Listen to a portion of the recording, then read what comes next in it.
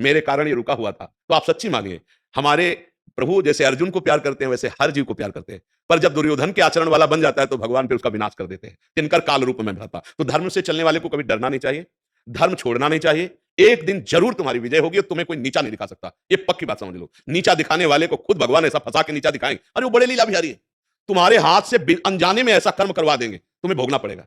हम कहते हैं इसलिए कि नाम जप करो, धर्म से चलो। कोई पाप ऐसा है जो कोई नहीं जानता है, वो तुम्हें खा जाएगा, समय आने पर नष्ट कर देगा। डरो पाप करने से। जैसे है कि हमारा तो कोई खुला नहीं और सब चल रहा है, आज चल रहा है, जब कल वो फल देगा ना, तब विध्वंस हो जाएगा, कुछ भी तुम्हारे हाथ में नहीं रह जाएगा। तो आप तो सत्य पे चलने की बात, धर्म के चलने की बात अपने मन में ठाने, तो आप डरिएगा नहीं, ना छोटा बिगाड़ सकता है ना बड़ा बिगाड़ सकता है, क्योंकि छोटे बड़े सब उसी के आकाश के अंतर्गत है जिसको आप देख रहे हो। और जो आकाश का भी अवकाश है वो है परमात्मा, जो ईश्वरों का भी ईश्वर, सब शासकों का शासक है। वो जब न्यायाधीश न्याय करता है तो कोई भी हो फिर उसके आगे नहीं चलता। इसलिए उसका भरोसा रखो, जो सबका ईश्वर, सबका मालिक है, सत्य है, धर्म है, वो कभी झुकता नहीं। आप ध्यान रखना, धर्मवान अधर्म से कभी झुक नहीं सकता, पक्का।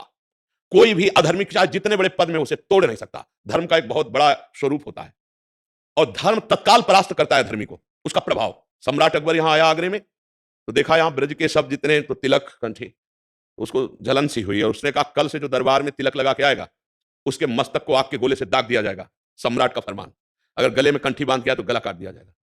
अब जो लगा के सब आते थे, सो दूसरे दिन मधुकर शाह, हरिराम व्यास जी के शिष्य, महाभागवत राजा, ओरछा के राजा थे मधुकर शाह जी।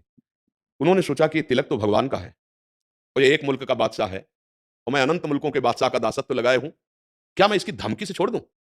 गर्दन ही तो कटेगी ना। तो पहले तो अंगरखी पहन करके जाते थे ऊपर, उस दिन अंगरखी भी उतार दी, केवल धोती, 12 तिलक, बड़े बड़े 12 तिलक लगाए, खुला, मोटी कंठी की माला और तलवार खोसी और पहुंच गए। अकबर ने देखते ही कहा, ए मधुकर शाह, तुमने फरमान नहीं सुना था? बोले सुना था।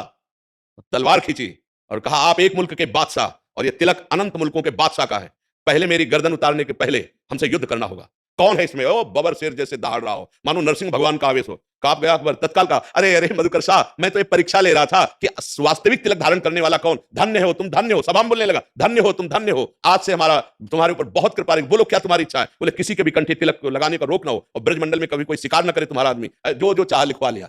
अगर अपनी निष्ठा है तो डाउन हो गया वो, और निष्ठा नहीं है तो कितने ऐसे कि भैया आप गर्दन न कट जाए, तिलक नहीं लग। अपने धर्म और सत्य पे चलने वाले को भय उपस्थित किया जाता है, लेकिन वो भय निष्ठावान को परास्त नहीं कर सकता, कहीं भी किसी भी पद में हो। वो अधिकारी जो पीछे थे वो कह रहे थे कि मुझे ऐसी जगह तैनात किया जाता है जहां कष्ट ही कष्ट मिले, ऐसी परिस्थिति डाली जाती है जिसमें मुझे अपमानित किया जाता है, बार बार मुझे सस्पेंड किया जाता है, बार बार मुझे धमकियां मिलती है, पर मैं क्या करूं? सत्य से चलूं तो कर्तव्य छूटता है, कर्तव्य पे चलूं तो सत्य छूटता है। तो अपने लोग उस समय उत्तर देने से रहित हो जाते हैं। क्यों? क्योंकि बड़े से सुधरना शुरू हो तब उनकी संभाल हो। अब बड़े जब नहीं सुधरेंगे तो आदेश करेंगे तो ऐसा करना होता है, पर अगर वो आदेश का पालन न करे तो फिर उसका कर्तव्य नहीं बनता ना। तो फिर हमें लगता है कि हम लोग जो सत्यमेव जयते, तो इसको पढ़ते नहीं है क्या?